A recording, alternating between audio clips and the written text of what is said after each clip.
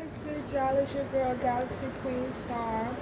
So, Smack and Beasley and them dropped a trailer a few days ago for the matchup. It showed the Dons, Hollow the Don and John the Don.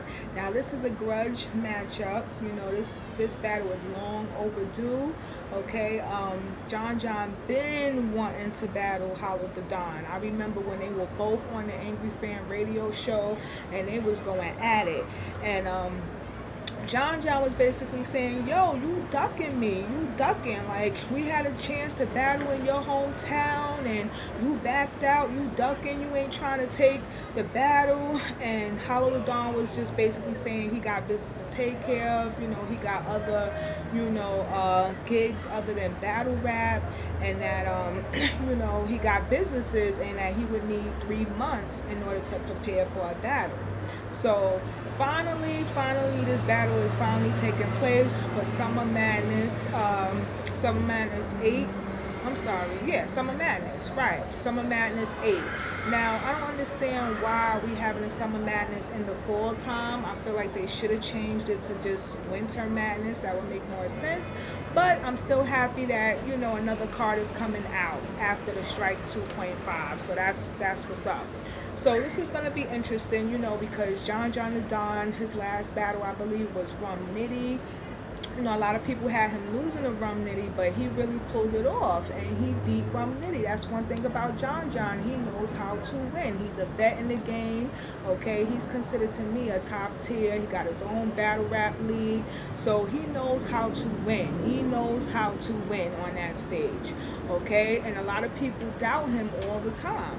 Now, with Hollow the Don, his last battle was with Arsenal, I believe. Arsenal, yeah, he had a battle with Arsenal and with TAYROC. And he really impressed me in that battle with Arsenal. It reminded me of the old Phil from back in the Fight Club because he brought out the cap and and the jacket. And he killed Arsenal in that battle, killed him in that battle. So they both coming off wins. They're both coming off wins on their last battle, and they both have ample amount of time to prepare for this up and coming battle.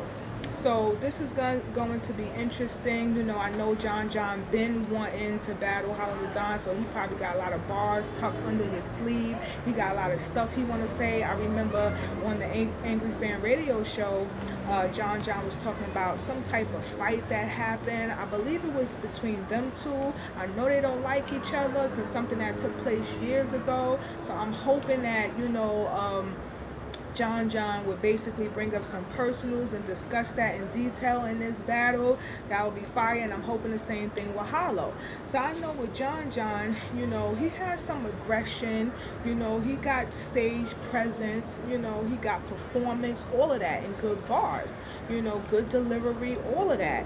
You know what I mean? His scheme is off the chain. Now with Hollow the Don is pretty witty. That's what I may say about Hollow the Don. He's very, very witty, but in his last battle with Arsenal, he was very aggressive. I was really shocked to see how aggressive that he was against Arsenal, but he's more so witty to me.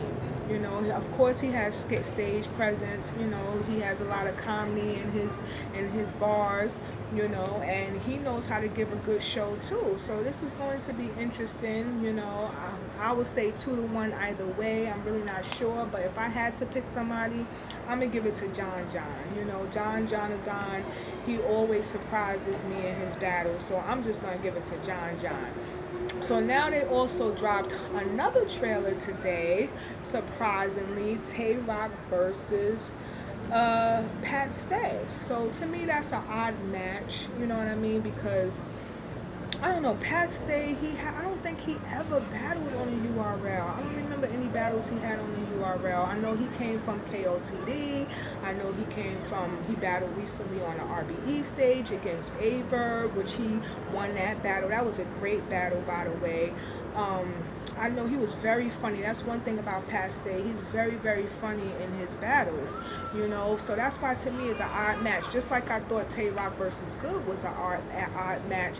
I'm feeling the same way. But that worked out, you know. That became a classic battle. TAYROC 2-1, first and third, by the way. Anyway, but going back to TAYROC and Past Day, this is an odd match. You know, Past Day to me is very witty, very funny, but he do have good stage performance. He draws me into what he is saying. He gives us a lot of personals, a lot of angles. So that's one thing I love about Past Day. Just like he did, you know, with Averb talking about his kids and all that. He really dug deep and kind of hit a low blow with Averb in that battle. So I feel like he's going to do the same thing with TAYROC. You know, of course he's going to use the angle that everybody else used about TAYROC being underpaid and how he shows so much loyalty to the URL. I'm sure he's going to bring that up, you know, but this time around I'm hoping that TAYROC be more well-rounded. You know, I want him to be funny as well. You know, I'm sure a lot of people seem to be tired of TAYROC's gun bar lines, you know, so I'm hoping that TAYROC come with something different, be more witty, you know, put out some more personals against Past Day, you know, more angles. Like he has to try other things so people don't get so bored, you know, get bored with TAYROC. But he's still, you know, the face of URL. He's still doing his thing. He just came off a win with Goods, and now that that battle officially dropped, now most people are saying that TAYROC won that battle against Goods, you know. So this is going to be interesting. You know, I'm really excited. This battle is it should be called Winter Madness if you ask me, because it's being held November 4th. Okay, so that's the two matchups that's on the card, and I'll be doing my prediction blogs another time because I'm still stuck on the 2.5, so I'm about to do a prediction blog next for the Strike 2.5 card, which will be held October 13th. All right, y'all, so I'm gonna come back with another one, and y'all have a good night, and remember, there's no night without stars. Later.